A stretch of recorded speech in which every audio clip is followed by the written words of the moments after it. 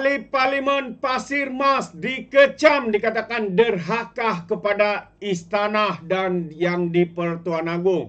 Ini satu persoalan yang makin menarik untuk kita ikuti, sahabat semua. Dan kes hina raja-raja berderet. Masihkah setengah pemimpin ini digelar pejuang, yang mana mereka sendiri ingkar dan tidak menjunjung titah nasihat daripada yang di Pertuan Agong. Jadi pelbagai persoalan yang hadir dalam persoalan rakyat Malaysia hari ini, dan dengan itu saya ingin membawakan anda sahabat semua untuk mendengar dua ataupun melihat dua kenyataan media yang mengejutkan seluruh rakyat Malaysia. Tapi sebelum saya teruskan, jangan lupa juga untuk terus support Orang Dapat Channel dengan cara tekan butang subscribe, like dan share. Mari kita ikuti berita gempa hari ini. Yang pertama, kes hina raja berderet masih Parti Pejuang Melayu. Jadi apakah yang dimaksudkan oleh penulis ini? Ini yang menarik sahabat semua untuk saya bawakan bersama dengan anda. Ini adalah kenyataan terkini atau ulasan daripada Liana Marzuki. Katanya dalam kenyataan ini, Setiausaha Agung PAS keluarkan kenyataan mereka akan teruskan perhimpunan Solidariti Najib pada Isnin ini sebab nak pertahankan titah Raja Melayu. Walhal kenyataan Istana Negara sudah terang memberi hint, sudah-sudahlah tu. Dan ironinya, parti inilah yang dalam sejarah paling derhaka dan kurang ajar dengan Sultan. Fakta dalam lipatan sejarah untuk diterima oleh mereka tidak dipajak otak. Yang pertama, berguling-guling atas jalan raya dan mengganas menghalang Sultan hanya kerana UMNO, tebuk atap dan MB mereka diturunkan. Yang kedua, Presiden beberapa kali perlekekan Sultan dan Raja, katanya zalim dan tak reti jaga agama, siap samakan dengan Firaun dan Namrud. Yang ketiga, Sultan Perak panggil menghadap pun mereka buat tidak tahu saja, langsung buat lupa. Yang keempat, buat darurat untuk bergayut dengan kuasa tanpa perkenan Raja sampai Raja Muda Murka, yang mana setia dan nak jaga Raja bila Raja pun mereka langgar. Soal Liana lagi. Ramai percaya parti ini secara halus mahukan Malaysia seperti Republik Iran, buang Raja mereka pada tahun 1979, nak rakyat bergantung sepenuhnya kepada kepimpinan ulama. Tanyakan saban tahun sejak tahun 80-an, di mana pemuda PAS terima latihan kalau tidak di Iran, dan Presiden PAS saban tahun ke sana sampai timbul amarah Kesatuan Ulama Sedunia. Seperkara lagi, kata Liana, yang kita kena hadam. Sekarang pemimpin Perikatan Nasional katanya ada dua kes menghasut, menghina agung dan juga Sultan. Satu oleh pengurusi Perikatan Nasional dan satu lagi oleh Menteri Besar Kedah. Adakah parti lain kes hina raja berderet sebegitu? Soal Liana lagi. Jadi kes hasut dan hina Sultan, tetapi mereka gelar mereka Parti Pejuang Melayu. Itu satu persoalan yang menarik. Itu sebab bila PAS gebang nak pertahan Raja, kita gelakkan saja. PAS itu bukan agama, hanya parti politik. Sebagaimana kebanyakan orang politik, matlamat itu menghalalkan cara, prinsip dan hukum hakam jatuh nombor 2. Walau perlu bergayut atas Perdana Menteri lama atau agung terdahulu, mereka takkan tahu malu. Jadi yang berkata, moga kita dan anak-anak tidak akan terus tertipu. Jadi itu antara kenyataan Liana Marzuki merupakan pengamal undang-undang yang ingin mendidik masyarakat mengenai politik demokrasi dan melawan propaganda. Propaganda apa? Propaganda yang dimainkan oleh pembangkang ini jelas dengan penunggangan yang hebat menggunakan isu bangsa dan agama. Seperti mana yang kita nampak dan semakin jelas sahabat semua, bahwa semakin lama kita pun semakin bersetuju dengan kenyataan yang pernah dikeluarkan oleh Muhyiddin Yassin, bahwa PAS ini adalah parti ajaran sesat, dan yang pernah dikatakan oleh Mahathir juga bahwa PAS ini adalah parti kafir, dan yang pernah dikatakan oleh Kuli bahwa PAS ini adalah parti pelacur. Dan terkini daripada Nur Jaslan, seorang pemimpin daripada UMNO, mengatakan bahwa PAS ini jin politik berbagai-bagai. Jadi rakyat seakan-akan percaya kerana satu demi satu bukti diperlihatkan oleh pemimpin-pemimpin daripada Parti PAS ini. Sehingga ya titah daripada yang di Pertuan Agong mereka langgar, apatah lagi Perdana Menteri kita, apatah lagi kenyataan daripada Ketua Polis Negara. Siapa yang mereka tidak langgar, sahabat-sahabat semua. Ya, ini yang kita boleh nampak.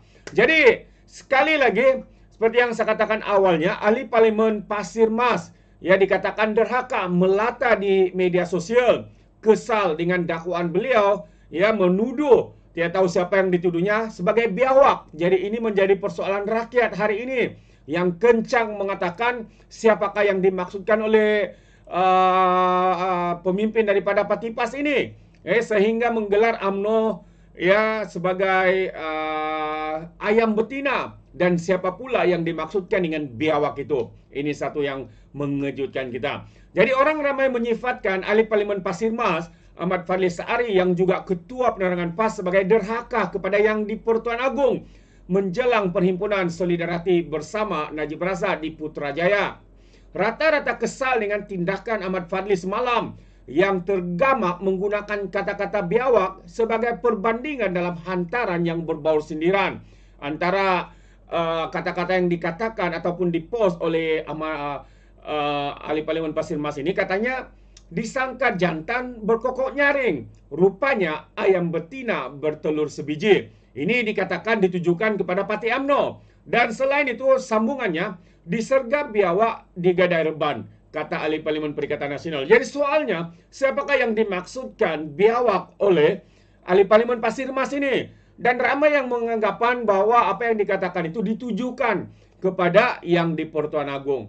Itu antara anggapan-anggapan ya daripada rakyat Malaysia yang kesal dan marah ya dengan kenyataan yang dibuat oleh Fadli Saari ini. Ini karena apa? Hanya karena tidak berpuas hati, karena UMNO, ya kalau kita lihat kenyataan daripada Setiausaha Agung UMNO, Dr. Ashraf Hadi Disuki, yang telah memaklumkan bahawa parti komponen kerajaan perpaduan itu tidak meneruskan Perhimpunan Solidariti terhadap Najib di Istana Kehakiman 6 Januari ini. Dan semalam juga Istana Negara mengeluarkan kenyataan menjelang hari rayuan Najib berhubung keputusan Mahkamah Tinggi yang menolak kebenaran semakan kehakiman, dan notis usul difailkan bekas Perdana Menteri berkenaan untuk mengemukakan keterangan tambahan berkaitan titah edenun didengar oleh Mahkamah Rayuan pada hari Isnin ini. Istana Negara dalam kenyataan memaklumkan kuasa memberi ampun, tunda hukum dan lega hukum bagi apa-apa kesalahan yang dilakukan di dalam wilayah Persekutuan Kuala Lumpur, Labuan dan Putrajaya adalah kuasa prerogatif yang di Pertuan Agong sebagaimana yang termaktub berdasarkan kepada peruntukan perkara 42/1/2 Perlembagaan Persekutuan. Jadi menurut kenyataan yang sama juga, yang di Pertuan Agong juga boleh meremit, menggantung atau meringankan apa-apa hukuman yang sudah dijatuhkan oleh mahkamah bagi kesalahan terbabit. Jadi melalui kenyataan yang sama, kuasa yang di Pertuan Agong itu dijalankan dengan nasihat lembaga pengampunan yang dipengerusikan oleh Baginda. Oleh itu, katanya, sekiranya mana-mana pihak ingin mencadangkan supaya mana-mana banduan untuk diberi keampunan atau pengurangan hukuman, permohonan berkenaan hendaklah dikemukakan oleh banduan berkenaan untuk dipertimbangkan oleh lembaga pengampunan yang dipengerusikan oleh Kebawah Duli Yang Maha Mulia Seri Paduka Baginda yang di Pertuan Agong pada mesyuarat yang akan datang, menurut kenyataan daripada istana itu.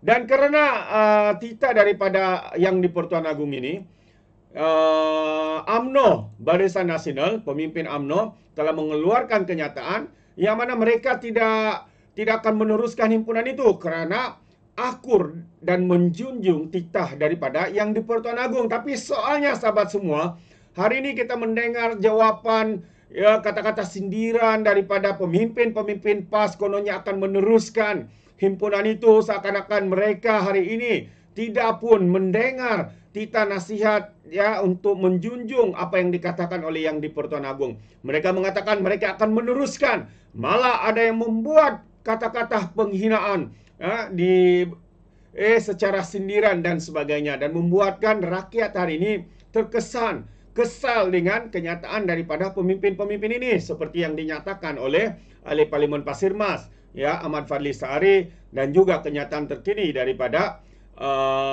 Setiausaha Agung PAS yaitu Taqiyuddin Hasan yang mengatakan ya mereka akan meneruskan himpunan itu dan sebagainya.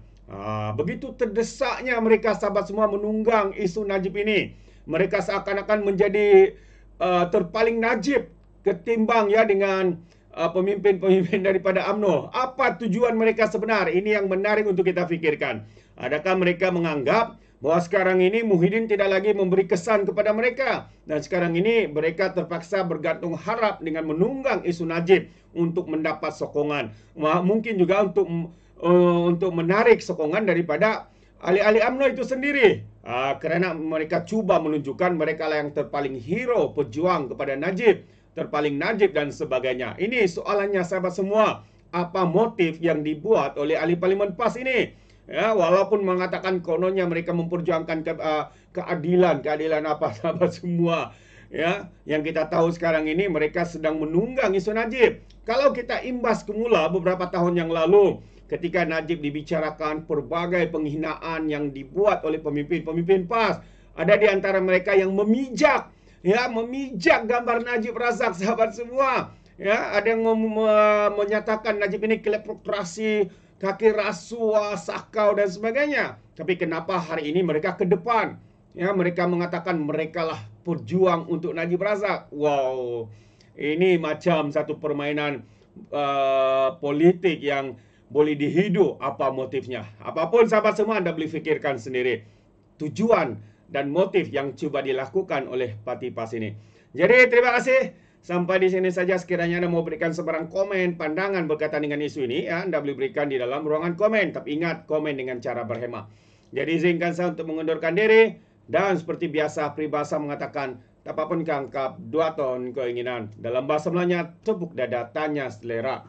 Sekian saja daripada Alright Channel. Saya kita berjumpa lagi. Bye-bye.